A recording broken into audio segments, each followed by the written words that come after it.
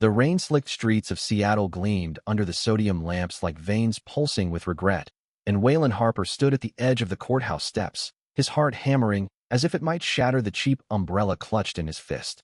He had come to this gray city chasing dreams that tasted like ash, but now, with the ink still drying on a marriage certificate that felt like a noose, he wondered if he had just sold his soul for a scrap of paper called a green card.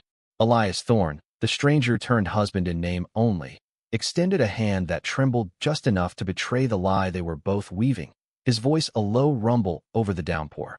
"Welcome to the family, Waylon. God's help us both." Waylon's fingers closed around Elias's, cold and slick from the rain, and in that fleeting grip, he felt the first crack in the facade, a spark of something raw and forbidden that neither of them could name yet.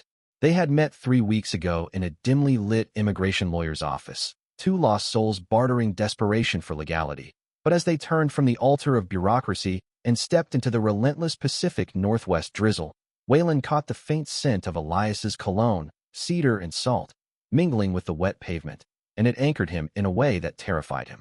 This was supposed to be simple, a transaction, 6 months of shared rent and staged photos for the feds, but already, Elias's dark eyes held questions Waylon wasn't ready to answer, questions about loneliness carved into the lines around his mouth, about a life spent hiding in plain sight. Back at the cramped apartment in Capitol Hill, the one Elias had sublet with its exposed brick walls and mismatched furniture that screamed temporary, Waylon peeled off his soaked jacket and draped it over a chair, the fabric dripping like his resolve. Elias busied himself in the kitchenette, pouring 2 mugs of black coffee from a pot that had been brewing since dawn, his broad shoulders tense under a faded flannel shirt. "You holding up?" Elias asked, sliding a mug across the scarred wooden counter, his voice casual, but his gaze lingering too long on Waylon's face, tracing the water droplets clinging to his lashes. Waylon wrapped his hands around the warmth, letting it seep into his chilled bones. "Like I just signed away my freedom for a chance at it," he muttered, forcing a wry smile that didn't reach his eyes. He was 28, fresh from a dead-end graphic design gig in Manchester, England, where the economy chewed up dreamers and spat out cynics. Seattle had promised reinvention, tech hubs and creative scenes buzzing with possibility, but without papers, it was all smoke. Elias, 32, a software engineer at a mid-tier startup in South Lake Union, had his own ghosts, a conservative family in Boise who still sent passive-aggressive emails about finding a nice girl, and a green card scam that was his Hail Mary to buy time before his visa expired. They were perfect strangers bound by necessity, 2 gay men in a world that still whispered judgment, playing house for the sake of survival. The first weeks blurred into a rhythm of awkward domesticity. Mornings began with the hiss of the espresso machine Elias swore by, the aroma cutting through the fog of sleep as Waylon sketched logos on his laptop at the wobbly kitchen table. Afternoons, Elias vanished into meetings, his tie loosened by the time he returned, while Waylon wandered Pike Place Market, sketching the fishermen's weathered faces and the tourists' oblivious joy, his portfolio growing, but his bank account shrinking. Evenings, they cooked together, or rather, Elias stirred pots of chili from recipes his grandmother had mailed, and Waylon chopped onions with a knife that felt too heavy in his hand, the sting in his eyes a welcome distraction from the growing ache in his chest. It started small, the unraveling. One night, after a bottle of cheap Merlot had loosened their tongues, Elias confessed over the flicker of a single bulb. "I came out at 25, and my dad hasn't spoken to me since. Said it was a phase I'd grow out of, like acne or bad poetry." Waylon, leaning against the fridge with his arms crossed, felt the words lodge in his throat like shards. His own family back in England was a fractured mosaic, mother remarried to a man who tolerated Waylon's artistic tendencies, with gritted teeth, father long gone to some pub in oblivion. "Mine think I'm straight and miserable," Waylon replied, his voice barely above the hum of the city outside. "Better than knowing the truth, right?" They laughed, but it was brittle, and when their eyes met, the air thickened, charged with the weight of unspoken invitations. By the end of the first month, the immigration officer's visit loomed like a storm cloud. They staged their life meticulously. Photos pinned to the fridge of honeymoon, hikes in the Cascades, Waylon's toothbrush next to Elias's in the bathroom, a shared Netflix queue heavy on indie dramas about fractured loves. The officer, a stern woman with a badge that gleamed like accusation, arrived on a Tuesday, her clipboard a shield as she probed their story. How did you meet? She asked, perched on the sagging couch. Elias, ever the quick thinker, launched into the tale they had rehearsed. A chance encounter at a queer poetry slam in Fremont, sparks over sonnets about hidden desires. Waylon nodded along, his pulse racing, but when Elias reached for his hand under the coffee table, the touch was electric, not performative. The officer's eyes narrowed, but she bought it, jotting notes with a pen that scratched like doubt. As the door clicked shut behind her, Elias exhaled and pulled Waylon into a hug that lingered, bodies pressing close in the narrow hallway. "We did it," Elias whispered, his breath warm against Waylon's neck, and for a moment, Waylon forgot it was all a lie, leaning into the solid warmth of him, the cedar scent wrapping around them like a promise. But promises in Seattle were as fleeting as the sun. Elias's ex, Marcus Hale, reappeared like a ghost from a fog-shrouded alley. Marcus, with his easy grin and venture capital swagger, had been the one who got away, the one Elias had loved fiercely until ambition pulled him to Silicon Valley. Now, back for a business trip, Marcus texted late one night while Waylon pretended to sleep on the pull-out couch. Elias's phone buzzed incessantly, and in the blue glow, Waylon glimpsed the words, "Miss you. Dinner tomorrow? For old times." Waylon lay awake, the city's distant sirens a lullaby of isolation, his mind churning through the what-ifs. He had started to feel it, that dangerous bloom in his chest whenever Elias hummed off-key to indie folk on the radio or left notes on the counter. "Pick up milk. P.S. Your sketches are killer." It was more than gratitude, more than convenience. It was the way Elias looked at him across the breakfast table, like Waylon was the only anchor in a sea of code and deadlines. But Marcus's shadow loomed, a reminder that Waylon was the interloper, the means to an end. The dinner happened, of course. Elias swore it was closure, just coffee at a cafe in Belltown, but Waylon knew better when he came home to an empty apartment and a half-empty bottle of bourbon on the counter. He paced the creaky floors, the rain tapping Morse code against the window, his sketches scattered like confetti from a broken party. Hours later, Elias stumbled in, eyes glassy, flannel untucked. "It was nothing," he slurred, collapsing onto the bed they still hadn't shared. "Just memories." Waylon stood in the doorway, fists clenched. Memories or regrets? The words hung heavy, and Elias's silence was the betrayal that cut deepest.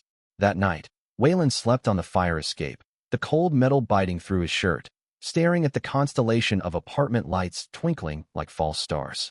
He had come for a green card, but what he found was a heart laid bare, and the fear that it would be stamped, returned to sender. As dawn crept over the Olympics, painting the skyline in reluctant gold, Waylon slipped back inside, his joints stiff from the night's vigil. Elias was still asleep, one arm flung across the empty side of the bed, his face softened in vulnerability that twisted the knife in Waylon's gut. He brewed coffee strong enough to scour regrets, the steam rising like unspoken accusations, and when Elias finally stirred, rubbing sleep from his eyes, Waylon was at the table, sketching furiously, lines sharp as his hurt.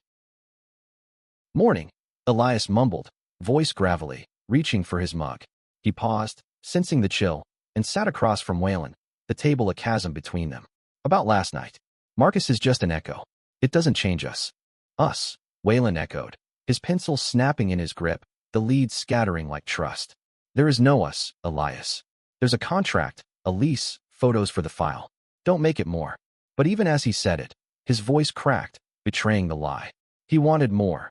Gods. He wanted the mornings to stretch into forever, Elias's laugh to drown out the rain, their hands to find each other without script. Elias's face fell, the lines deepening, and he stood, crossing the space in 2 strides to kneel beside Waylon's chair. "Hey," he said softly, his hand hovering before settling on Waylon's knee, warm through denim. "I know this is messed up, but when I'm with you, it feels real, scary real."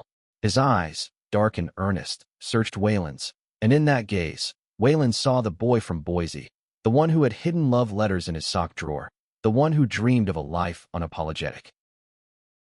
Waylon's breath hitched, and he cupped Elias's face, thumb tracing the stubble-shadowed jaw. "Then prove it," he whispered, and the kiss that followed was inevitable, a collision of pent-up longing and fragile hope. Elias's lips were soft, tasting of sleep and salt, and Waylon pulled him up, their bodies aligning in the chair with an urgency that blurred the lines of pretense. Hands roamed, shirts tugged free, the sketchpad forgotten on the floor as they tumbled toward the bed. the city waking oblivious below. For a week, it was bliss wrapped in secrecy. They navigated the apartment like lovers in a noir film, stolen touches in the kitchen, lazy Sundays tangled in sheets that smelled of them both. Waylon's designs caught the eye of a local ad agency, a freelance gig that paid enough for takeout from the Vietnamese spot on Broadway, and Elias celebrated with a bottle of Pinot from the co-op, toasting to our accidental empire. They talked deep into nights, Waylon sharing tales of Manchester's cobbled streets and the graffiti art that saved him from despair, Elias unspooling stories of Idaho's summers chasing fireflies with a brother who later disowned him. But Marcus lingered, a specter in group texts from mutual friends, invitations to alumni mixers that Elias politely declined. Waylon tried to ignore the knot in his stomach, the way Elias's phone would buzz during their quiet moments, pulling his gaze away. One evening, as they walked hand in hand through Volunteer Park, the cherry blossoms shedding petals like confetti, Elias's phone lit up again. He silenced it, but not before Waylon glimpsed the name. "You're not over him," Waylon said later, back in the dim light of their living room, the words slipping out like a confession. Elias froze, midway through unbuttoning his shirt. "Waylon, no. It's ancient history." "Then block him. Or tell me why you keep reading the messages." Waylon's voice rose, the hurt spilling over, and Elias's defensiveness flared like a match. "Because he's a friend, damn it. And you're jealous of a ghost." Elias shot back, regret etching his features even as the words landed. Waylon recoiled, grabbing his jacket. "I'm jealous of anything that makes you look at me like I'm temporary."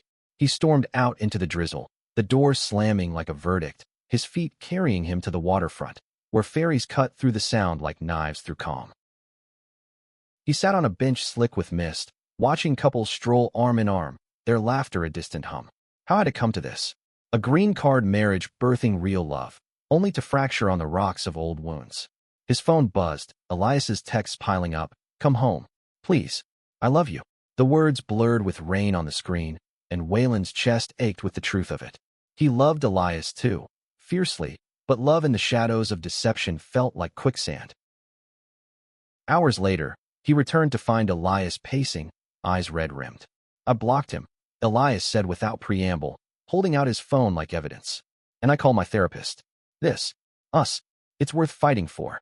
They collapsed into each other, apologies murmured against skin, bodies seeking forgiveness in the dark. But the seed of doubt had taken root, and Waylon wondered, as sleep claimed them, if trust could bloom in soil so tainted. The agency's gig expanded, Waylon's days filled with client calls and mood boards, his nights with Elias's arms around him, a sanctuary against the world. They ventured out cautiously, a drag brunch at Nemo's where laughter flowed freer than the mimosas, hands brushing under the table.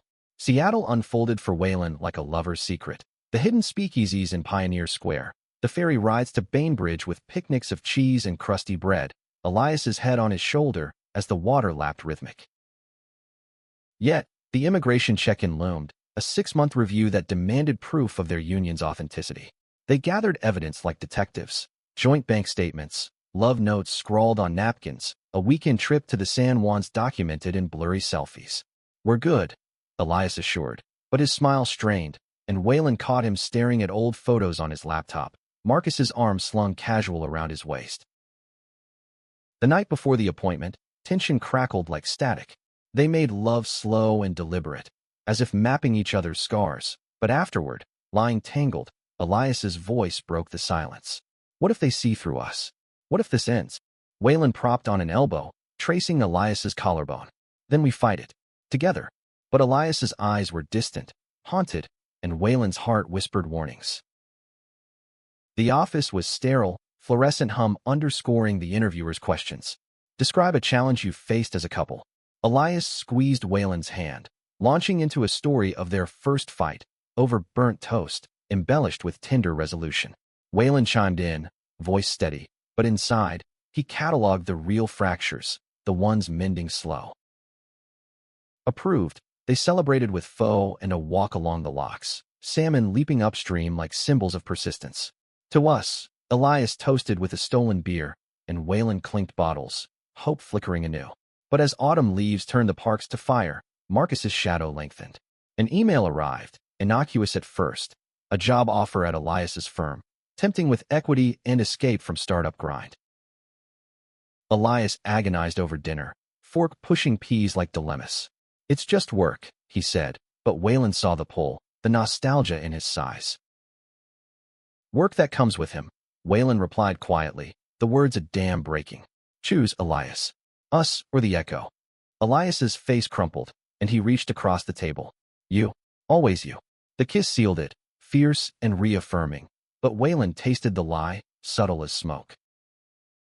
Winter clamped down on Seattle like a vice, the days shortening to bruised purple twilights, mirroring the slow bleed of their certainty.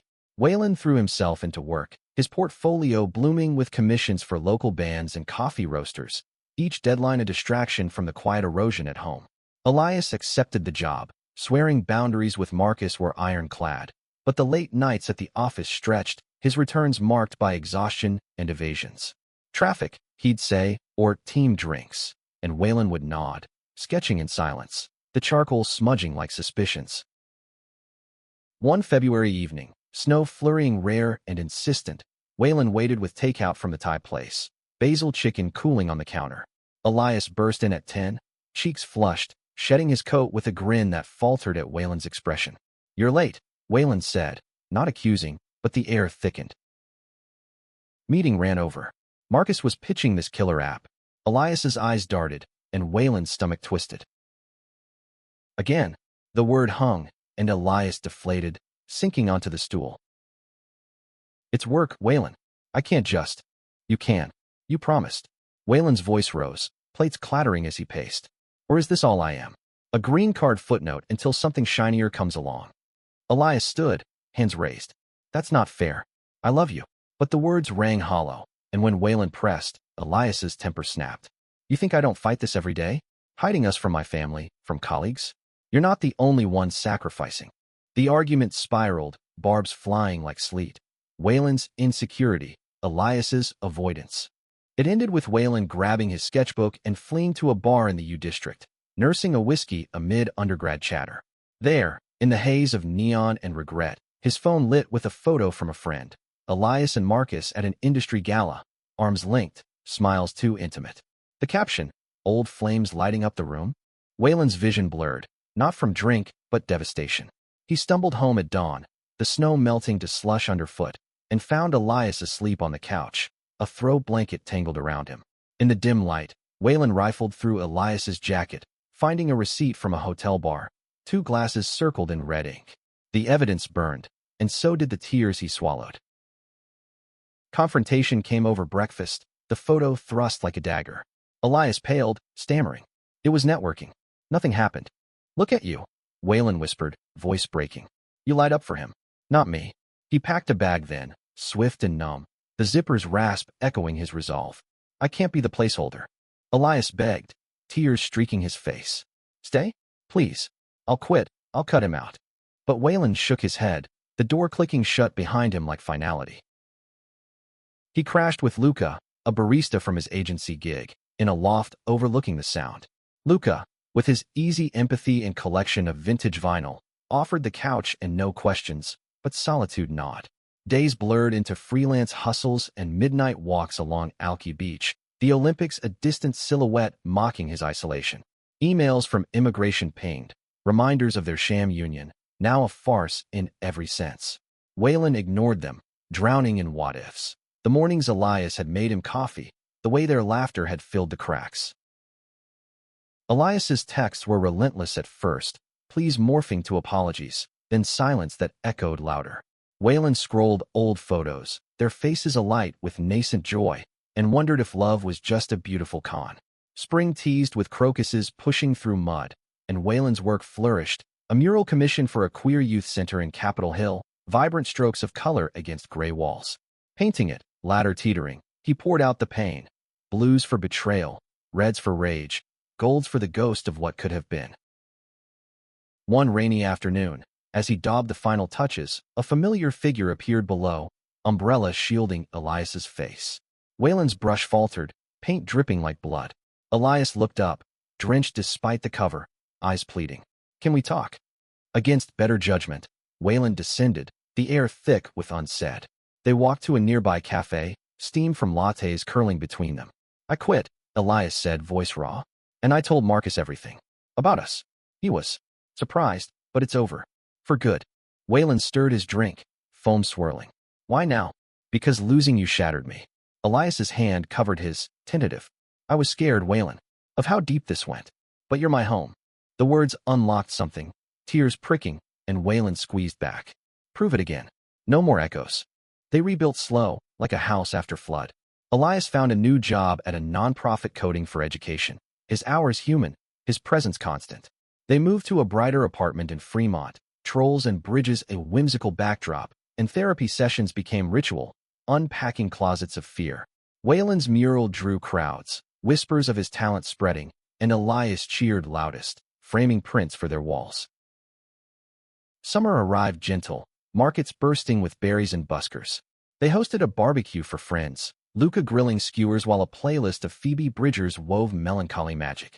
As dusk fell, fireflies mimicking Idaho memories, Elias pulled Waylon aside, a small box in hand. Not a ring, but a keychain etched with their initials intertwined. To the family we're building, he said, and Waylon kissed him under the string lights, the city humming approval. But healing wasn't linear. A letter from Elias's family arrived, terse and conditional. Come home alone, son. Leave the mistake behind. Elias crumpled it, but the wound reopened, and Waylon held him through the sobs, whispering, we're enough. Waylon's green card hearing approached, the irony bitter. Alone in the sterile room, he answered questions with truths now woven real. Shared dreams, mended fights, a love forged in deception but tempered true. Approved, he emerged into sunlight, Elias waiting with flowers pilfered from the market. That night, they danced in the kitchen to Nina Simone, bodies swaying to Feeling Good, and Waylon felt the weight lift, possibility unfurling like wings. Yet, as leaves turned amber, the past clawed back. Marcus, undeterred by Elias's rejection, escalated. Emails laced with nostalgia, a chance encounter at a coffee shop where he cornered Elias during lunch. He's using you, Marcus hissed, voice oily. A green card scam? Come on, Eli. We were real.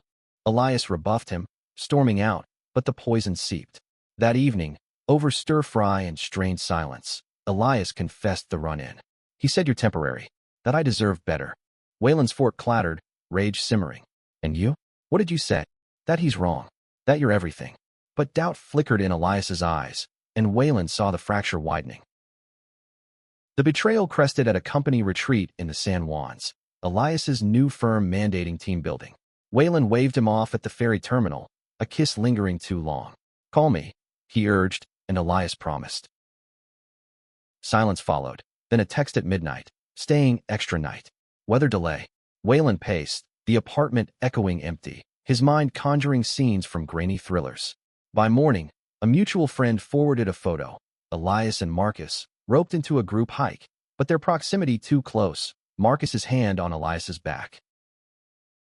Waylon's world tilted. He drove to Anacortes, boarding the next ferry in a haze of fury, the water churning like his gut. At the lodge, he found them by the fire pit, laughter spilling easy, Marcus's arm casual around Elias's chair. The sight eviscerated him. Elias. Waylon's voice cut through, and heads turned.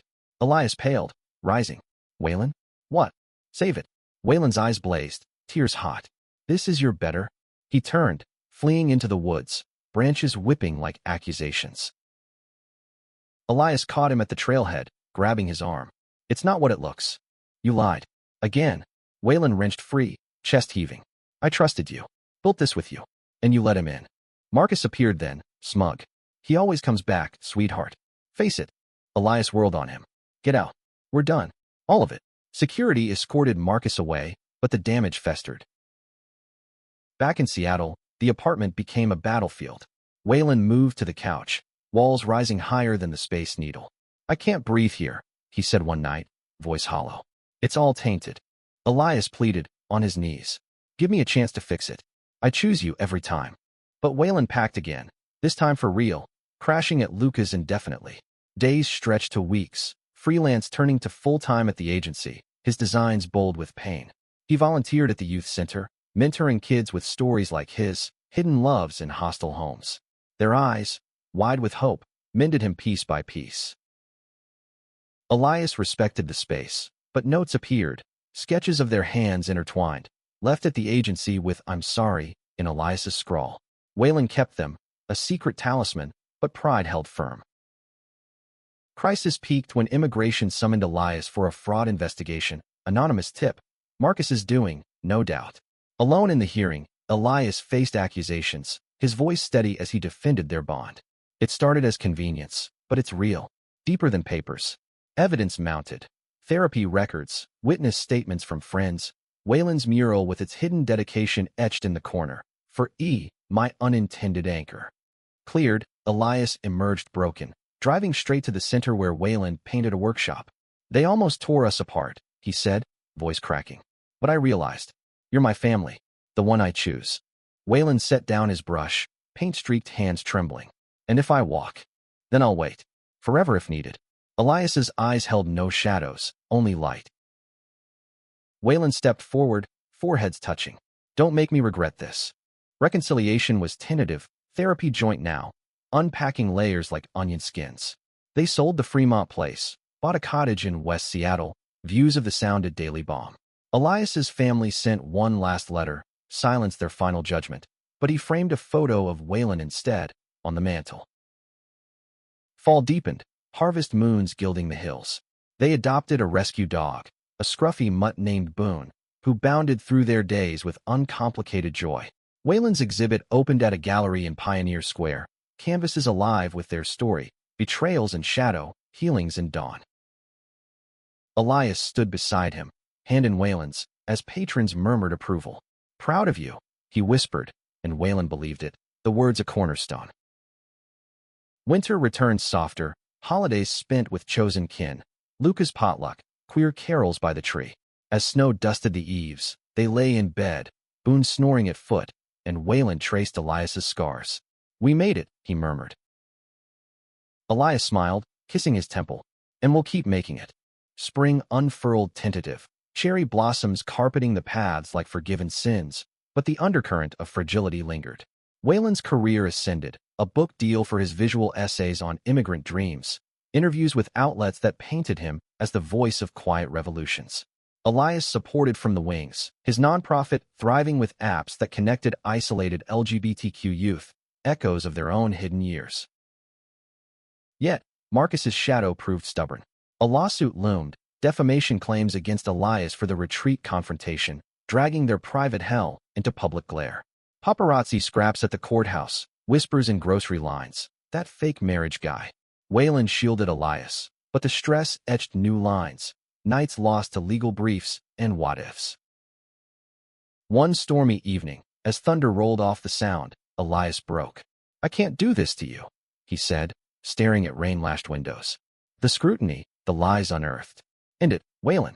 Divorce me, get your freedom clean. Waylon's heart seized. Is that what you want? To run again? No. Elias turned, eyes fierce. I want you safe. From my messes. The argument raged, lightning punctuating pleas. Waylon stormed to the studio, a shed-out back stacked with canvases and painted through the night. Elias's face, fractured by doubt, rebuilt in bold strokes. Dawn found him exhausted, creation his catharsis. They mediated with a counselor, boundaries redrawn, no contact with pasts, full transparency. The suit settled out of court, Marcus slinking to New York with tail tucked, but victory tasted Pyrrhic. We're survivors, Waylon said, toasting with herbal tea, Boone's tail thumping approval. Summer swelled with road trips, a vintage Mustang borrowed from Luca, winding through Olympic rainforests to coastal dunes. They camped under stars unpolluted, fires crackling stories of futures, a garden for Waylon's herbs, foster care for Elias's paternal itch. Laughter returned, easy as breathing, hands linked over gear shifts. Back home, a letter arrived from Elias's brother, tentative bridge, saw your work online. Mom's asking questions. Maybe. Coffee. Elias trembled reading it, and Waylon held him. Your call. The meeting in Boise was fraught, a diner booth thick with awkward. The brother, Caleb, older and weathered by ranch life, extended a hand. Heard about the wedding. Dad's still stubborn, but family's family. No embrace, but a nod, a shared pie, seeds planted. Waylon waited in Seattle, heart in throat, and when Elias returned, eyes bright, he knew. He hugged me goodbye, Elias whispered, collapsing into arms. Said to bring you next time. Tears came then, shared and salty, the dam of isolation cracking. They called Waylon's mother that night, video grainy across the Atlantic. Brought a good man home, she said, voice thick, the first fracture in her denial. Autumn wove gold through the trees, harvest festivals in Fremont with cider and carved pumpkins.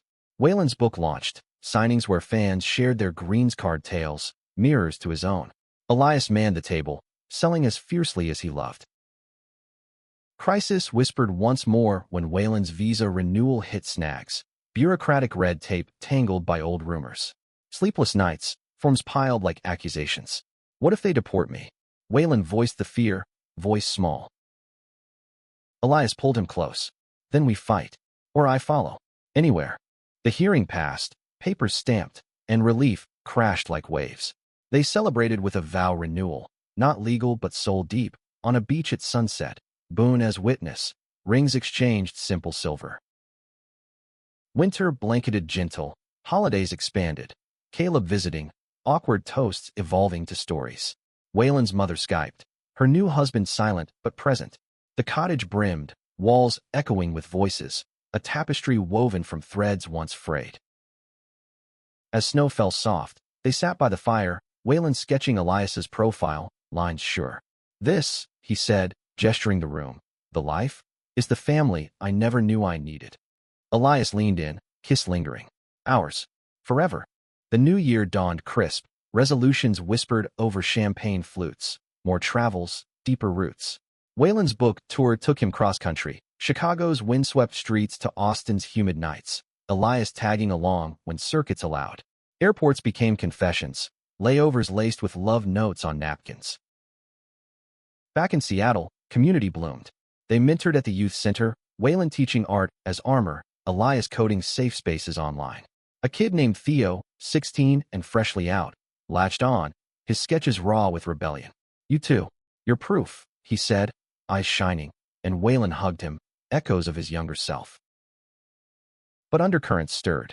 Caleb's visits warmed, but Idaho's chill seeped through. A phone call from their father, slurred and sudden. Heard you're shacked up with some foreigner. Come to your senses yet. Elias hung up, shaking, and Waylon found him in the shed, fists bloodied on a punching bag. It's him or me, Elias growled, but pain undercut the anger. Always the same script.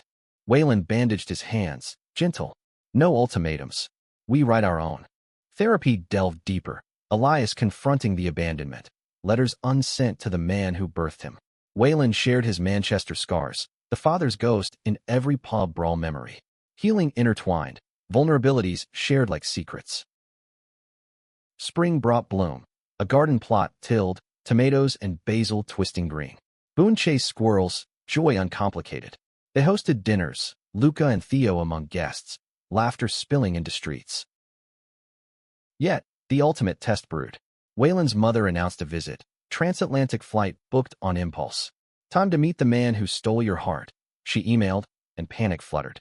Elias fretted, what if she sees the cracks? Waylon cupped his face. She'll see the whole, flaws and all.